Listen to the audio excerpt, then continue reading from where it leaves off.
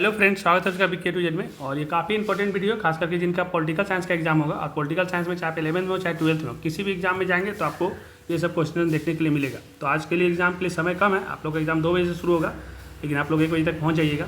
तो उससे पहले आप इसको 1 से 2 बार रिवीजन कर लीजिए स्पीड बढ़ा करके। तो और ये जितना क्वेश्चन बता रहे हैं इसी में से क्वेश्चन आपके पास आएगा लिखने के लिए। कुल मिलाकर के 70 ऑब्जेक्टिव आएगा, इसमें 40 बनाना है। और 2 नंबर का 20 क्वेश्चन आएगा, उसमें 10 बनाना है। और 5 नंबर का 8 क्वेश्चन आएगा, जिसमें 4 बनाना है। तो जितना जरूरत है उतना हम कर दे रहे हैं, आपको निश्चित रूप से देखने के लिए मिलेगा। तो ठीक है, शुरू करते हैं। क्वेश्चन है रूसो के समान इच्छा का सिद्धांत। तो देखिए, जो रूसो था ना, उसके अनुसार समान इच्छा जनता की सामूहिक इच्छा है। मतलब आपके अंदर जो इच्छा है, तो अपना कोई इच्छा होना वो स्वार्थ हो जाता है, लेकिन आप पूरा जनता को, पूरा समाज को लेकर के चलते हैं। तो ये सामूहिक इच्छा जो होता है वो रूसो के अनुसार ये समान इच्छा है, जो सबके कल्याण के लिए होती है। इसमें व्यक्तिगत स्वार्थ नहीं होता, मतलब कोई भी अपना स्वार्थ नहीं होता, ये सभी के लिए होता है, पूरे समाज के लिए होता है। और समाज का हित देखा जाता है, बल्कि समाज के हित को महत्व दिया जाता है। और जो समाज में लोग रहते हैं उनका हित का महत्व दिया जाता है। यही वास्तविक संप्रभुता का आधार है। और रूसो भी सामाजिक इच्छा के प्रवर्तक थे और समान इच्छा को मानते थे। तो आप इसको अच्छा से सुन करके नोट करिए। नेक्स्ट क्वेश्चन है, लॉक के अनुसार मनुष्य के कौन से प्राकृतिक अधिकार है। तो लॉक के अनुसार मनुष्य के 3 प्राकृतिक अधिकार। एक तो पहले अपना है कि लॉक के अनुसार 3 अधिकार होना चाहिए। पहले जीवन का अधिकार होना चाहिए, आदमी को जीने का अधिकार होना चाहिए, स्वतंत्रता का अधिकार होना चाहिए और स्वतंत्र होने का अधिकार होना चाहिए। उसके बाद संपत्ति का अधिकार होना चाहिए। आपको मौलिक अधिकार से संपत्ति का अधिकार हटा दिया गया, लेकिन लॉक के अनुसार 3 को प्राकृतिक अधिकार होना चाहिए। जीवन का अधिकार होना चाहिए, स्वतंत्रता का अधिकार होना चाहिए और संपत्ति का अधिकार होना चाहिए। आगे बढ़ते हैं, स्वतंत्रता के प्रकार। तो स्वतंत्रता के भी निम्न प्रकार होते हैं, जैसे कि एक नागरिक स्वतंत्रता होता है, जो लोग रहते हैं अपने देश में, नागरिक स्वतंत्रता उनको होना चाहिए। और राजनीतिक स्वतंत्रता होना चाहिए। नागरिक स्वतंत्रता से तात्पर्य है कि जो भी देश के नागरिक 18 साल से ऊपर है, या फिर जो भी 18 साल से कम है, लेकिन कम से कम उसको बोलने, लिखने, सभा करने की आज़ादी होना चाहिए, लेकिन 18 साल से ऊपर वाले को देश का नागरिक माना जाता है। और राजनीतिक स्वतंत्रता होना चाहिए। और इसके साथ कौन सा स्वतंत्रता होना चाहिए, तो राजनीतिक स्वतंत्रता होना चाहिए। मतदान का मतलब वोट देने का, चुनाव लड़ने का, ये सब अधिकार होना चाहिए राजनीतिक स्वतंत्रता में। आगे बढ़ते हैं, आर्थिक स्वतंत्रता। तो आर्थिक स्वतंत्रता का मतलब है रोजगार, काम करने की स्वतंत्रता। मतलब हमको आर्थिक स्वतंत्रता मिलेगा तो हमको अगर पैसा इकट्ठा करना है तो उसके लिए हमको रोजगार करना पड़ेगा। तो रोजगार करेंगे तो हम पैसा कमाएंगे, और पैसा कमाएंगे तो मेरा आर्थिक स्वतंत्रता मिल जाएगा। फिर राष्ट्रीय स्वतंत्रता, अगर हम अपना देश के लिए स्वतंत्रता चाहते हैं तो विदेशी शासन से मुक्ति करना पड़ेगा। जैसे पहले लोग अंग्रेज हम लोग को उपनिवेश बना लिए, गुलाम बना लिए, तो हमको राष्ट्रीय स्वतंत्रता मिलना चाहिए। हम अपने देश के हिसाब से काम कर सके, विदेशी शासन से हमको मुक्ति मिले, विदेश वाला कोई आकर के हमारे पे शासन ना करे। और व्यक्तिगत स्वतंत्रता, व्यक्तिगत स्वतंत्रता मतलब जीवन और व्यक्ति का विकास। हम हमारा व्यक्तिगत स्वतंत्रता तभी होगा जब मेरा जीवन अच्छा चले और हमारा विकास हो, ना कि हम जैसे उससे पीछे जाते हैं। तो ठीक है, आगे बढ़ते हैं। एक है राजनीतिक समानता का अर्थ। तो राजनीतिक समानता का अर्थ के बारे में जब भी कभी आपके पास क्वेश्चन आता है तो आप लोग लिखिएगा कि राजनीतिक समानता का अर्थ है राजनीतिक समानता का मतलब है कि सभी नागरिकों को समान राजनीतिक अधिकार प्राप्त हो। मतलब राजनीतिक समानता का मतलब क्या है कि आप राजनीतिक में जब भी जाते हैं तो सभी के पास समान अधिकार होना चाहिए। समान अधिकार का मतलब होता है समान मतदान का अधिकार, मतलब प्रधानमंत्री हो चाहे राष्ट्रपति हो, सबको एक ही वोट देने का अधिकार है। तो सबके पास समान मतदान का अधिकार होना चाहिए। ऐसा नहीं कि हम बहुत बाहुबली हो तो हम 2, 4, 5 वोट अकेले दे देंगे, तो ऐसा नहीं कर सकते। समान मतदान का अधिकार होना चाहिए। चुनाव लड़ने का अवसर, मतलब चुनाव लड़ने का अवसर सबको मिलना चाहिए। ऐसा नहीं कि कोई गरीब है तो चुनाव नहीं लड़ सकते, तो सभी को अधिकार होना चाहिए और सबको लड़ते भी हैं। कानून के सामने समानता, और कानून के सामने बड़ा छोटा नहीं होना चाहिए। अगर मान लेते कोई प्रधानमंत्री है, अगर वो गलत काम करते हैं और कोई आम आदमी गलत काम करते हैं तो दोनों को सजा बराबर मिलना चाहिए। अगर प्रधानमंत्री किसी का मर्डर करते हैं तो अगर उनके लिए 20 साल का सजा है, तो आम आदमी मर्डर करेगा तो उसके लिए 20 साल का ही सजा होना चाहिए। नहीं कि आम आदमी मर्डर करे तो उसको फांसी दे देना चाहिए। तो दोनों के लिए समान, कानून के सामने समानता होना चाहिए। आगे बढ़ते हैं। नेक्स्ट क्वेश्चन है, सामाजिक न्याय क्या है। तो आप लिखिएगा कि सामाजिक न्याय का अर्थ है समाज के सभी वर्गों को समान अवसर और अधिकार देना। इसमें जाति, धर्म, भाषा, लिंग या आर्थिक स्थिति के आधार पर भेदभाव नहीं होना चाहिए। इसका उद्देश्य है समानता, निष्पक्षता और सबका कल्याण। मतलब सामाजिक न्याय का मतलब ये कि इसमें सबका कल्याण होना चाहिए, बिना निष्पक्ष एकदम किसी के पक्ष में नहीं होना चाहिए। तो सबको लेकर के चलना है, वही है सामाजिक न्याय का अर्थ। तो आप इसको समझ गए होंगे। नेक्स्ट है राष्ट्र की परिभाषा और इसके तत्व।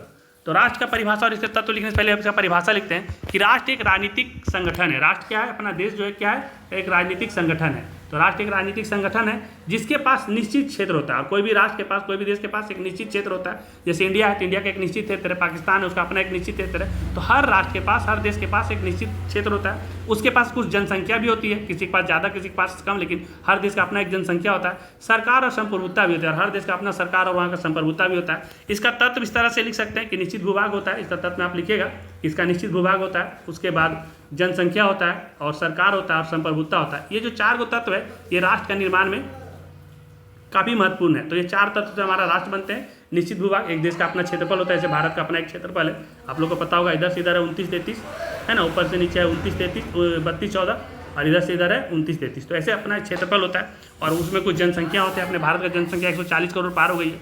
यहाँ के सरकार होते हैं और संप्रभुता होते हैं। तो ठीक है, आगे बढ़ते हैं।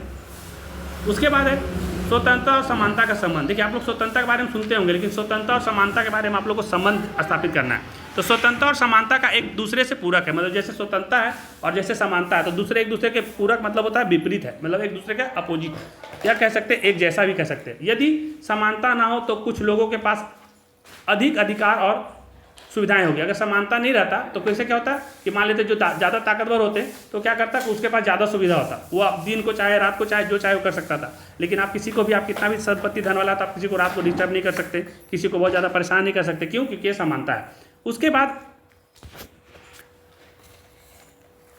जिससे दूसरों की स्वतंत्रता छीन हो जाएगी। तो हम बता दें कि आप दूसरे को परेशान नहीं कर सकते, आप कितने भी पैसे संपत्ति कमा लें। यदि स्वतंत्रता ना हो तो समानता भी सार्थक नहीं होगा, और अगर स्वतंत्रता नहीं होगा तो समानता भी सार्थक नहीं होगा। जैसे कि अगर हमारे पास स्वतंत्रता नहीं होगा तो हम कितना भी समानता की बात कर ले, सार्थक नहीं होगा। क्यों? क्योंकि हमको जीवन जीने का अधिकार है। हम चाहें तो अपना देश में कहीं भी घूम सकते हैं, कहीं भी कोई बिजनेस कर सकते हैं, लेकिन हमको स्वतंत्रता नहीं होगा करने का, तो दूसरे वाले जो ताकतवर रहेंगे वो दबा देंगे। तो स्वतंत्रता नहीं होगा तो समानता का कोई मतलब नहीं है।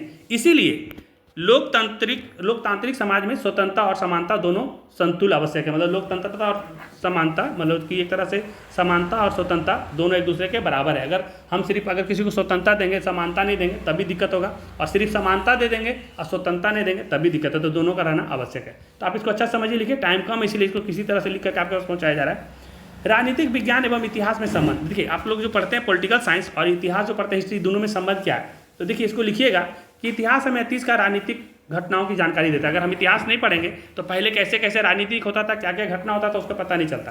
तो इतिहास से हमें जो पहले घटे हुए राजनीतिक घटना है उसके बारे में जानकारी मिलता है, जबकि राजनीतिक विज्ञान उनका विश्लेषण करके सिद्धांत बनाता है। और जब उसके बारे में हम पिछला जब इतिहास पढ़ते हैं तो उसके बारे में अच्छा से विश्लेषण करते हैं और कुछ नया चीज़ को उसको सिद्धांत के हिसाब से बनाते हैं, और दोनों एक दूसरे के पूरक है। अगर आप सिर्फ राजनीतिक विज्ञान पढ़ेंगे, पहले के इतिहास नहीं पढ़ेंगे, तो आप अच्छे से अप्लाई नहीं कर पाएंगे और अच्छे से लागू नहीं कर पाएंगे। तो इसीलिए राजनीतिक विज्ञान और इतिहास जो है एक दूसरे का पूरक है, ये दोनों का जानना जरूरी है। जब दोनों का अध्ययन करेंगे तो आप अच्छे से चीज़ों को समझ पाएंगे। ठीक है, आगे बढ़ते हैं। और इसके बाद है राज की उत्पत्ति का दैवी सिद्धांत। तो आप लोग लिखिएगा, इस सिद्धांत के अनुसार राज ईश्वर की देन है और शासक ईश्वर का प्रतिनिधि होता है। प्रजा को शासक का आदेश मानना चाहिए, यही कर्तव्य है। तो मतलब क्या है कि राज की उत्पत्ति का दैवी सिद्धांत क्या है, तो इस सिद्धांत के अनुसार राज जो होता है ईश्वर का देन है। मतलब जो राजा वो बोल रहा है कि राज जो ईश्वर का देन है और उसका जो शासक है वो ईश्वर का प्रतिनिधि है। राजा बोल रहा है कि हम जो शासक है, राजा हैं, हम ईश्वर के द्वारा भेजे हुए प्रतिनिधि, हमको ईश्वर ने भेजा है, प्रजा को इसका आदेश मानना चाहिए। ये राज्य में राजा जो है वो दैविक सिद्धांत के हिसाब से इसको बोलते हैं। तो आप इसको देख लीजिएगा। राज और संगठन में अंतर। तो देखिए, राज और संगठन में क्या अंतर है, तो राज जो होता है यह स्थानीय संस्था है। राज जो क्या संस्था है, तो यह स्थायी संस्था है जिसके पास संप्रभुता के कानून बनाने की शक्ति होती है। राज के पास संप्रभुता के कानून बनाने की शक्ति होती है, जबकि संगठन यह अस्थायी, संगठन अस्थायी, कभी भी टूट सकता है, कभी भी बदल सकता है। तो ये जो देखिए, दो चीज़ ध्यान रखिएगा कि राज जो होता है यह स्थायी संस्था है और संगठन जो अस्थायी संस्था है ना, ये राज के अधीन होता है। और जो संगठन होता है वो राज के अधीन, कोई राज के अंदर में ही संगठन बनेगा। जैसे क्लब बनता है, पंचायत बनता है, यूनियन बनता है, एक संगठन है जो राज के अंदर में होता है। राज जो होता है स्थायी संस्था है और संगठन जो अस्थायी, कभी भी टूट सकता है, अलग हो सकता है। सामाजिक संविदा सिद्धांत। तो आप सामाजिक संविदा सिद्धांत आएगा तो आप लिखिएगा, इस सिद्धांत के अनुसार प्रारंभ में मनुष्य स्वतंत्र व प्राकृतिक अवस्था में रहता था। मतलब पहले का जो सामाजिक संविदा का सिद्धांत देखेंगे तो पहले के समय में मनुष्य क्या रहता था, स्वतंत्र रहता था और प्राकृतिक अवस्था में रहता था। आप लोग देखते हैं जंगल जानवर कहीं भी आकर रह लेता था लोग। बाद में सुरक्षा और व्यवस्था के लिए सभी लोगों ने आपस में अनुबंध किया और राज की स्थापना की, और बाद में सुरक्षा के लिए और अपना एक तरह कह सकते हैं फायदा के लिए अलग अलग राज्यों को बांटा और अपना अपना राज्य का स्थापना किया। तो ठीक है, आज समय मेरे पास टाइम बहुत ही कम है, इसीलिए हम थोड़ा सा जल्दी में, लेकिन आपको इसको देख के समझ लेना एक बार। मुख्य संगठक, मुख्य समर्थक। तो देखिए, मुख्य समर्थक बोलेगा तो हॉब्स, लॉक और रूसो। अब देखिए, तो मुख्य समर्थक के बारे में जब लिखने के लिए आएगा तो हॉब्स जो है वो राज का पूर्ण सत्ता वाला है। जो हॉब्स जो है क्या है, ये राज का पूर्ण सत्ता वाला। लॉक जो है राज समिति अधिकारों वाला है, और रूसो जो है जनता का संप्रभुत है। तो कभी एक नंबर में क्वेश्चन में आ जाएगा कि हॉब्स क्या है, तो हॉब्स जो है ये मुख्य समर्थक में, तो हॉब्स जो है और लॉक जो है, रूसो जो है, तो हॉब्स जो होता है राज का पूर्ण सत्ता वाला है, लॉक जो है राज का समिति अधिकार वाला है, और रूसो जो है जनता ही संप्रभुता है, जनता ही सबसे सर्वोपरि है, ये बोले जाता है रूसो के द्वारा। लॉक बोलते हैं राज सीमित अधिकारों वाला है, लॉक कहते हैं कि राज जो होता है एक सीमित अधिकार वाला होता है, और हॉब्स कहते हैं राज पूर्ण सत्ता वाला है। आगे बढ़ते हैं। राजनीति का अध्ययन राज से शुरू और राज पर ही समाप्त होता है। तो आप ऐसा करके लिखिएगा कि राजनीतिक विज्ञान का मुख्य विषय राज है, जैसे कहीं पर भी राजनीतिक होता है तो राज से शुरू होता है। समाज में उनके संस्थान हैं, समाज में उसकी संस्थाएं हैं, परंतु राज सबसे शक्तिशाली संस्था है। लेकिन समाज में अनेक सारी संस्थाएं हैं, लेकिन राज जो सबसे शक्तिशाली संस्था है, ये ध्यान रखिएगा। राज से ही कानून बनता है, कोई भी कानून जो बनता है कहाँ से बनता है, तो राज से ही कोई कानून बनता है, और यहाँ न्याय करता है और व्यवस्थाएं बनाए रखता है।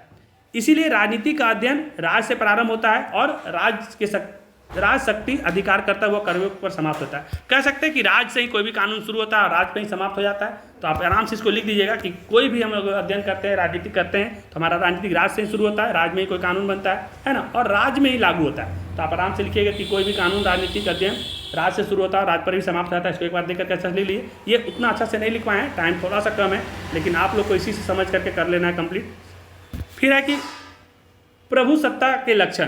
तो प्रभु सत्ता के क्या क्या लक्षण है, तो प्रभु सत्ता का सबसे लक्षण पहला है कि सर्वोच्चता होता है। क्या होता है, सबसे सर्वोच्च होता है, अस्थायित्व होता है, अविभाज्य होता है, कभी भी बंटवारा नहीं हो सकता, सार्वभौमिकता होता है और मौलिकता होता है। फिर नेक्स्ट है प्रभु सत्ता की एकात्मक परिभाषा। तो एकात्मक सिद्धांत के अनुसार प्रभु सत्ता सर्वोच्च, अविभाज्य और एक ही स्थान पर केंद्रित होता है। मतलब ये जो एक तरह से प्रभुत्ता होता है ना, ये एकात्मक सिद्धांत है और इसका विभाजन नहीं होता, ये अविभाज्य होता है और एक ही स्थान पर केंद्रित होता है। राज की संप्रभुता को बांटा नहीं जा सकता, और राज का जो संप्रभुता है उसको बांटा नहीं जा सकता। जैसे ऑस्टिन का सिद्धांत है, तो जो ऑस्टिन का सिद्धांत है इसको बांटा नहीं जा सकता क्योंकि राज के संप्रभुता पे बनाया हुआ है। तो ठीक है, हम इस वीडियो को ज़्यादा बड़ा नहीं करेंगे क्योंकि मेरे पास टाइम बहुत कम है। आप लोग को क्या करना है, स्पीड बढ़ा के इसको 1 से 2 बार देख लेना है, और इसके बाद आपका कल शायद ज्योग्राफी का एग्जाम है, जिसका भी एग्जाम आप लोग कमेंट करते नहीं, इसलिए वीडियो लाने में लेट हो गया। अगर आप लोग कमेंट करेंगे तो दूसरा वीडियो लेकर आएंगे। ठीक है, इसको समाप्त करें, धन्यवाद।